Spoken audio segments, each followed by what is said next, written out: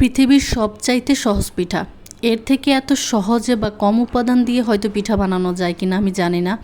হ্যাঁ, এটা আসলেই সত্যি একটা কথা। এই পিঠাটা বানাতে উপকরণ খুবই কম লাগে এবং কষ্ট খুব কম হয়। এটা বানাতে শুধুমাত্র আতপ চালের গুঁড়া লাগে। এখানে হচ্ছে আতপ চালকে আমি ভিজিয়ে নরম করে পরিষ্কার করে একটু গুঁড়ো করে নিয়েছি। তারপর হচ্ছে ওইখান থেকে কিছু পরিমাণ চালের গুঁড়া নিয়ে আমি একটু কুসুম গরম পানি দিয়ে প্রথমে একটু ভিজিয়ে নিলাম। তারপরে হচ্ছে যখন এটা ভিজে গেছে, বাকি যতটুকু পানি প্রয়োজন নর্মাল ঠান্ডা পানি দিয়ে দিয়েছি। দিয়ে দেওয়ার পরে একদম সুন্দর করে ডোটা তৈরি করে নিলাম। তার মধ্যে 1 চিমটি লবণ দিয়ে স্বাদটা ঠিক রেখেছিলাম। আর হচ্ছে এখানে আমি একটা ডিম দিয়ে দিলাম। দিয়ে ভালো করে মিক্স করতে হবে। আপনি চাইলে এখানে 2টা 3টাও ডিম দিতে পারেন, কোনো সমস্যা নেই। যত বেশি দিবেন তত বেশি মজা। তবে একটা দিলে যে একদমই মজা হবে না তা না, স্বাদের কোনোই তারতম্য হবে না, খেতে ভীষণ মজা।